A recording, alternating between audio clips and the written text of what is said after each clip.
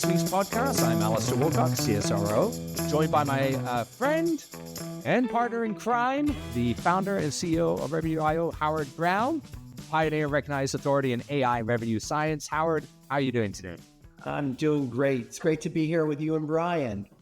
Yes, we are thrilled to have you back. Brian Moran, the co-founder and chief strategy officer at Samcart, a pioneering and fast-growing B2C company.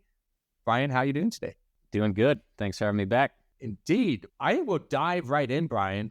We had a really good conversation with you last time around this notion of shared trust and sharing the insights of the world of e-commerce and B2C sales and what that is doing and how you are sharing all of the rich data to thousands, tens of thousands of customers worldwide that is improving their ability to connect with consumers. And I love it. But we also said there, look, the world has shifted a lot in this last 12 months, right? Like it's, as people have heard me say before on this podcast, finally, after a decade of being around AI, I can actually say the word AI and people actually know what I mean outside of people like yourself and Howard that I meet with regularly. So you have this notion of artificial intelligence that is now front and center. It is commercializing well because for the first time ever, an average person, a student, teachers, people buying things, people trying to book trips and holidays, they're working with generative AI technologies and going, hey, this is cool. This has been integrated into their life. I would love to today, based on that change, get your perspective on how are you seeing AI fundamentally shift what Samcart is doing and really the broader market. Where do you predict it's going to end up towards the end of this year with this kind of technological impact? Yeah, it's tough to predict with how fast it's moving right now. I'm not as deep into it as I would like to be, but we've done a lot of work there. And I think we have a lot left to do internally at Samcart. I think, especially with the amount of data that we are sitting on, 25,000 businesses using Samcart to sell their products and services online, we should be using AI to dig through that data and become even better at what one of our kind of strengths is, which is reporting back to the marketplace what's working. Right now, we still do most of that manual, but how I've seen it change our market or how our customers are using it, we put our customers into two buckets. We have a bunch kind of at the beginning stages of the entrepreneurial journey. They have a brand new product. They just got launched in the last year or so. They're not making a whole lot of revenue yet. Some of them aren't making any revenue yet. Those folks struggle. They should all be listening to podcasts like this. The main thing that holds them back is they don't know how to sell. They poured blood, sweat, and tears into a product. And this is the same boat that I was in for the first 18 months of my entrepreneurial journey. I just thought, hey, if I show a picture of the product, someone will give me money for it. They didn't understand I have to persuade them, speak their language, tell a good story to get them to buy. And what has been wild to see is how good tools like ChatGPT can be at creating a sales pitch, at helping me understand how to communicate to my customer, how to grab their attention, how to build trust, convey the value of my product. So we've done a lot of work. And luckily, there's a whole world of influencers in the AI space that are doing work 24/7 that our customers are finding to give them a shortcut to becoming a much better salesperson, marketer of their product than they were in the past. 12 years ago when I got started, that's why it took me 18 months because I didn't realize that was a skill I needed. And by the time I realized it, it took me another couple months to find somebody to learn from. If I could have jumped into OpenAI and say, hey, give me a quick and dirty ADA framework sales pitch for this product, I would have probably made my first sale in the first week or two. So it's been a huge asset for the beginners who need to learn specific skills like that. And for our more advanced sellers, folks doing 6, 7, 8, 9 figures a year, on the sales side, it gives them a ton of advantages that we never used to have. Instead of needing a team of copywriters or marketers, you can get a lot of those things done with one person and use OpenAI to just give you more variations of certain marketing emails or sales pitches or Facebook ad headlines. Like it's a great way to iterate on proven copy that you have. I don't think it's there quite yet to just let just chat GPT, run all of your copy, write all of your content without human intervention. But if I could hope for a future, I guess that's where I would hope for. My copywriter friends probably wouldn't enjoy that future as much, but someone who's dealt with the pains of finding the right people to do things like create content or script ads and pitches and emails, it'll be a wild world if it gets to the point where with very little human intervention, you can craft content that really moves the needle for the business. And Howard, I don't know if you have thoughts on the content side of it, but while you just think on that, I would just share, Brian, I think you're really bang on in terms of where we'll go. And I would give an example of the transparency of how AI can help. Facebook at the end of last year in around Q3, Q4, closer to the Q4 side, they changed how they shared scoring and signaling off of their algorithmic models that they use in advertising. And to your point of shared information, that was a big step forwards. And what they did was they started to look at things like what individuals, not just groups and mass cohorts, but what individuals are liking in terms of carousel images, links, likes, things like that. They were looking at who you interact with frequently. They were looking at popularity techniques. Like they were looking at all of these now additional micro metrics as opposed to the broad ones they were doing before. And that changed the advertising performance. I believe, please fact check me on this audience, I think it gave an uptick of about 30 to 40% improvement on targeted advertising at Facebook. It was a huge jump up. And they've shared it all with everybody. They've gone out to the market and said, here are the signals, here's the scores, here's what it is. And they're AI driven and their algorithm approach is there. And look, Facebook, and by Facebook Meta, is arguably one of the best run companies in the entire technology sector. They did more to reduce operating costs than any of the big FANG companies last year. FANG is like Facebook, Alphabet, so forth, Netflix, Google. They reduced operating costs more and had the biggest revenue gains and advertising gains out of anybody in the sector. So this idea of actually now using AI and actually commoditizing signaling, commoditizing scoring, like the things that are considered secret sauce in these companies, they're sharing. And when I think of content, I think of how to sell, I think of all of those things. Howard, are we headed into a mass opening up of secret sauce here? Because that is actually going to do more to drive engagement and better results than all these closed door approaches that have been the AI models of the past. Yeah, there's a lot there to unpack. But what I will say is, as we study communication, we study how people connect, we study what is working. And what Brian has said 3 times, at least that I'm aware of during the last 2 conversations, is what is working. That's what they share. And that is where I see the huge benefit of AI is there are so many data points in communications, conversations, in e-commerce, in any sort of human to computer, human to human interaction. And what people really want to know is what is working, and the compute power and the intelligence that you're able to augment through artificial intelligence as to what is working, because it is what is amazing about AI is it can study massive data sets and tell you what is working and what's not working. So Brian, when you talk about your tens of thousands of customers and all of these transactions, I get so excited because that's what we study, what's working and what's not working. Same thing that it sounds like you're on track to do. So while content is working and not working is absolutely exciting, and the ability to draft content, the ability to augment human intelligence and help people determine what's working so that they don't have to do all of that work. So that is presented to them so that they can quickly make changes. That's what I get really excited about. And like I said, you said what is working at least 3 times in our conversation. And that's what people want to know.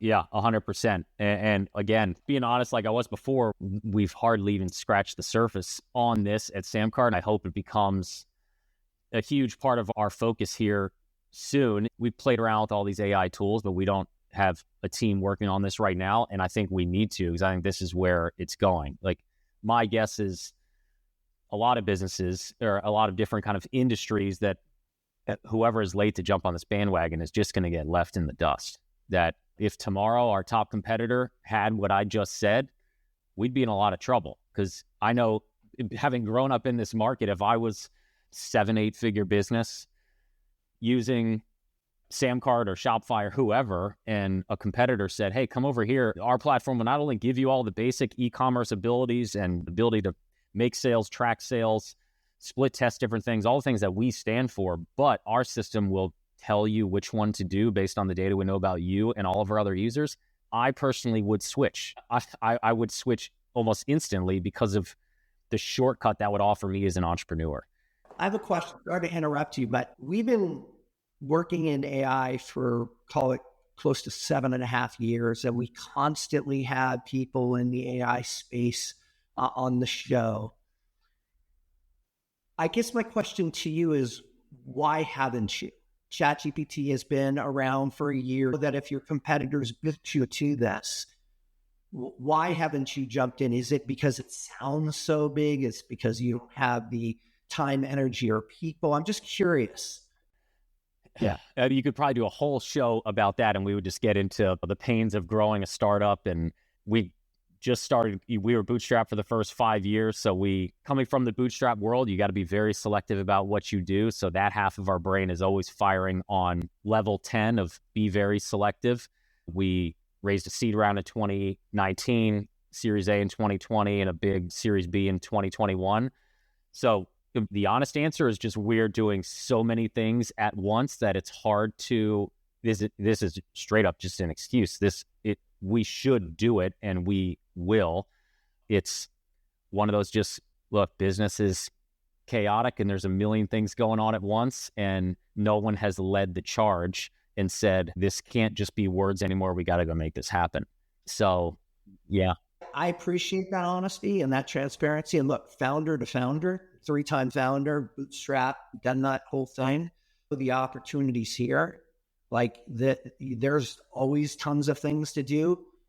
Just nibble at this. You know how important it is. It's like the new year. This should be a pledge from you to get it, because it's not as hard as you think it is. Trust me, as an entrepreneur, there's tons of things always that are going to be here. We've never had something as exciting as this, and an opportunity with very little investment to have the kind of things so that you can blow out the Survey Monkeys and the Shopifys by just focusing. That's the beauty of being agile and smaller as well. Sorry, I'll get off my soapbox, but I see like the opportunity for you, and you should be doing this. Have me back in 6 to 12 months and we'll have something up. That's a commitment. Love to have you back. As Howard pumps us all up to use the AI, I'm going to give you the Debbie Downer on it for a second here as well. This is a great segue, right? Whereas if you're building and experimenting with it right now, data quality and availability is actually one of the most important things when building out these tools. And I'll pose this both to you because Microsoft just got called to task in the last couple of weeks, because it was found out through some unofficially recorded executive calls that they were having internally.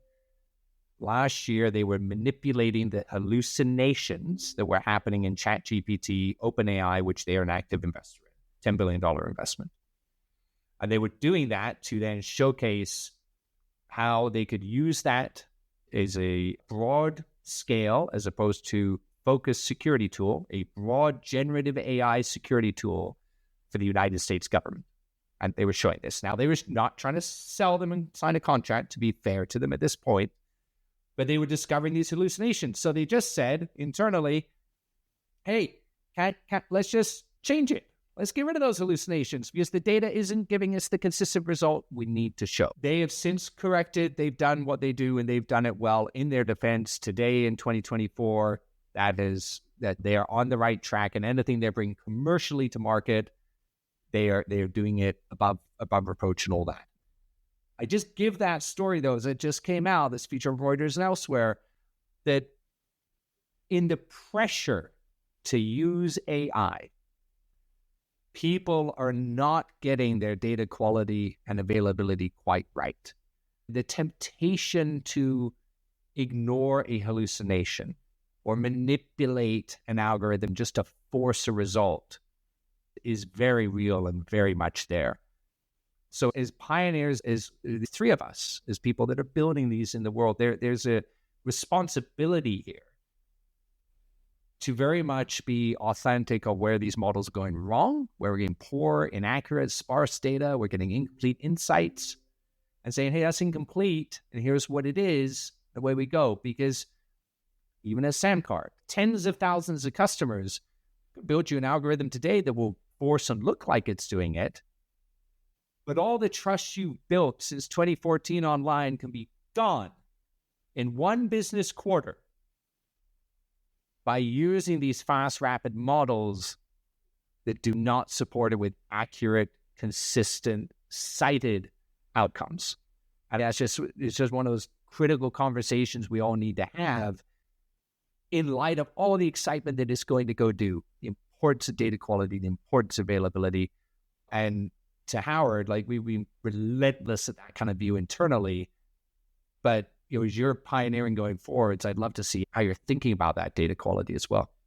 Yeah, I think it's going to come back to what we talked about before, and that transparency, sharing, teaching, all of those things are what work today. And I think that's what's going to have to work then. We could crunch all of our numbers and everyone logs in tomorrow into their Samcart account. And we say, look, our AI model is declaring that the best price point for the first offer you make to a new customer needs to be between $50 and $100. And hypothetically, that could be true, but me as the entrepreneur, if someone told me that, the first thing I would ask is, okay, which customer's data did you plug into that formula to tell me that's the answer? What markets are they in? How large are these businesses? Like, I would want to know all those things in order to trust it, because I would worry that we're cherry picking data to say certain things. And I think it's going to be on us to get ahead of that and show people on any information we spit back to them, here's how we got it. Here's the way that we looked at this data or how we came up with these numbers in order for them to trust us. Even then, it still might not be enough. They still have to trust us that we're telling the truth in how we actually did it.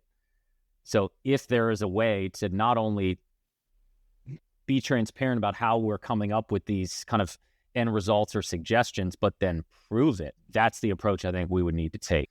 And Howard, as I said, I know it's near and dear to you. And I think of, again, that data, that integrity. And I think to Brian's point, a future state where it's shared ecosystems, shared algorithms, shared insight, because there is so much data, and it's not just the data within the company, it's the data outside of the company that is driving that insight. I know you have a really good vision for where that's going. I'd love for you to share that a little bit. What was it, Brian's considering building this and going down this path, but also a little bit of how we're dealing with that? Yeah, I'd say, look, if you don't build a business on core values, and if one of your core values is not integrity and transparency, this probably isn't an important conversation for you. We started one of the previous conversations talking about sharing best practices. Well, best practices aren't generalized best practices. They're based on cohorts and specific audiences. And data, if you generalize it, if you're not careful, you can get insights that provide you the answers that you want to provide, right? That's polling, right? That's what you do. You ask certain questions to get the answers you want.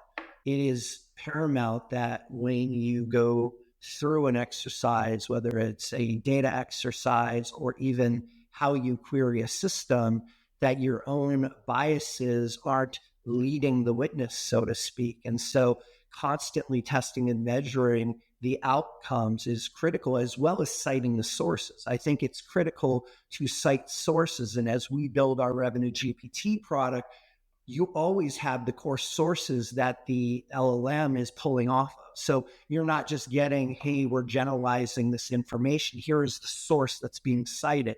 And so what is working isn't a general answer. It's what is working for this specific cohort in this specific segment with this sort of technology, with this many users. So it needs to be very specific. Otherwise, you'll get inaccurate information, or even worse, it can be manipulated. you think about AI, you better think about ethical AI, you better think about accuracy, because it's dependent. The minute you lose that credibility, that trust, you've lost your customers and you're not going to get them back. How many shots do you get? One. It's the original one. You either have trust or you don't. And Brian, I think of what you espoused to us, what I learned so much in these last couple of sessions, right?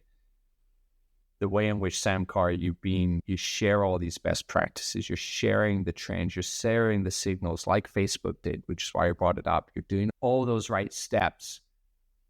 Man, it's going to be an exciting 2024 as these now AI and generative technologies take it to the next level, which automates that, hyper-personalizes that. If you could take even 1,000 of your tens of thousands of customers, these fledgling entrepreneurs with under $1 million, and you could get them to 5 million, that's real job gains. It's not just financial gains for them. They're going to build teams. They're going to want to go build their own generative AI models behind it. And imagine if the industry was co-publishing and enabling those to be front and center, because at the end of the day, isn't building a company, if you're wired to build a company, actually about helping others have success and have jobs and have careers? I know there's economics with it, but that's the heartbeat of an entrepreneur, in my opinion. Yeah, 100%. Yeah, I could not have said it any better. Brian, I have loved having you on with us, but as always, we are quickly running out of time, unfortunately. So I'm going to shift us to a final couple words here. I'm going to start off with our trivia and then get final thoughts from both of you on AI. So pencil the AI question coming up following this. But Brian, from last time, we love a little fun. We love a little bit of trivia. We love to get our audience guessing as well. So I got a question for you. What percentage of commercial leaders at B2C companies today expect to utilize generative AI solutions, quote, often over the next 2 years in marketing and sales? 30%, 50, 70, or 90? Probably get the same answer I gave last time. I would think it's either 70 or 90. I'll actually guess this time and say 70. 70. You are so close. But according to McKinsey & Company and their recent articles on marketing and sales soar with generative AI, so McKinsey & Company publication here, they are now actually predicting that 90% of commercial leaders will frequently use generative AI marketing and sales over the next 2 years in B2C. Like it is, to Howard's point, it's not if, it's not when, it is. It is here right now. And I know we're all monkeying around. People are playing with their prompts at home and they're doing schoolwork and all of this other stuff, which is awesome. But for everybody to pilot and challenge and move ahead, I think it's a world of opportunity for us there. It's a great job on this. Final thought from you both. As you think of generative AI, you think of how fast this industry is moving, which you said at the beginning, Brian, that we would agree with. What is something you'd love to learn? What is something that you would love to encourage your peers to learn relative to AI? Brian, I'll throw it to you first, if that's okay. Yeah, I guess for me, what's going through my head is already trying to build out some sort of game plan for us to take action on it as a business. And if we go back to the question of kind of what's held us back outside of all the other distractions of running and trying to grow a business, especially one that just took on a bunch of money, it's not really something I would like to learn. I guess first thing on my priority list is start to build a network and meet folks that are in this space doing things. I think that's, if you ask me today, what's the first thing you're going to go do to go execute on this? I actually don't know who I would call. I have one or two buddies who have played around with this deeper than just writing prompts and using it to streamline certain things. But as far as really going deep, there's not many people that I know of that, hey, I'm going to pick up the phone and this is the guy I'm going to either talk to or get advice from or hire directly. That's top of the to-do list for me. As far as everyone else, any entrepreneurs that we talk to, big or small, in our user base, my number one piece of advice right now, and if I should tweak this, you guys probably know more about it than I do, maybe I should give them different advice, but it's just to stay on top of it, to not write this off. Don't wait. I think most people wait until it gets mainstream. They just assume once I start hearing about it all the time, then I know it'll be important, is to try to convince them to buy in now that it is going to be important, and you taking action now, even just staying on the pulse a little bit, could be a massive advantage for you. So yeah, that's what I got. You can call us anytime. We certainly don't have all the answers, Ryan, by any stretch of the imagination, but we are relentless at pioneering, experimenting, and building. So, we plenty of mistakes and learnings along the way. But Howard, final word? What I'd like to learn is 6 additional ways that we can use generative AI to help our customers this year and make sure we implement and deliver on that. I love it. Listen, Brian, Howard, I can go on all day on this topic, but unfortunately we are out of time. And Brian, co-founder and the Chief Strategy Officer, Sam Cart, you guys are on a tear, tens of thousands of customers, huge transparency again, you're sharing out. Please keep it up. I think it's exactly what we need in the market set you're in, and you're changing the landscape of commerce. Thank you for that, and thank you for being with us. Thanks for having me. Thank you very much. And if you guys want to learn from somebody else's mistakes as well as what's working, check out Sam Cart. Thanks for joining us, Brian. Yeah, no problem. And for everybody listening in, please remember to like and subscribe the podcast. Send Howard and I in your questions via the phone line, email, or any other method, LinkedIn. We will read them and we will attempt to get to them on a future episode. Thanks, everybody.